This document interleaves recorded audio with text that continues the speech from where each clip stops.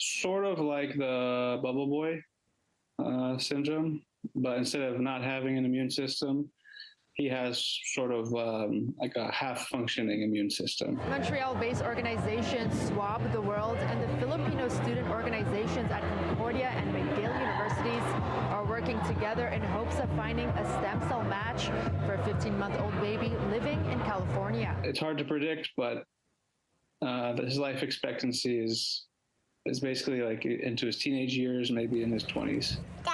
Leo Kent was 6 months old when his parents found out that he had a rare primary immunodeficiency disease caused by a gene mutation called X-linked hyper-IgM syndrome. And with a survival rate of 20% by the age of 25, Leo needs to find a stem cell transplant match in order to survive the disease. It's been incredibly stressful. It's been the worst.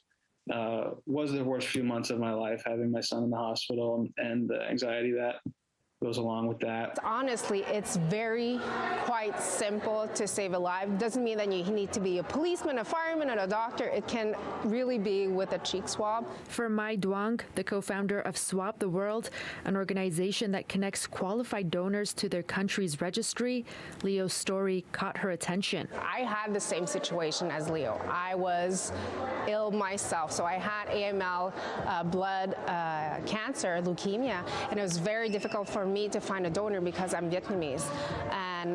And just knowing, and I'm a parent also, I was saved by a perfect stranger. We're hoping that maybe within the Focus Concordia community or Mufasa McGill community, we could reach somebody that could potentially be a match. Thomas Kent, Leo's father, says he and his family, including Leo's 3-year-old sister, are not full matches, leading to lower survival rates if a transplant were to occur. And with Leo's mixed ethnicity, his mom being Filipino, finding a full match is even harder. Not a lot of countries such as Vietnam, the Philippines have a stem cell registry. And so you have to rely on Canada, where we have more people, more diverse people, but not a lot of people know about stem cell donation. Despite all the challenges, Kent remains hopeful that his youngest son has a fighting chance. You could save somebody's life, and I can tell you it would just be such a relief for us, and I'm sure every family in the same situation with various conditions, to know that you have a fully matched donor going into transplant. In Montreal, Swidda Rassy, City News.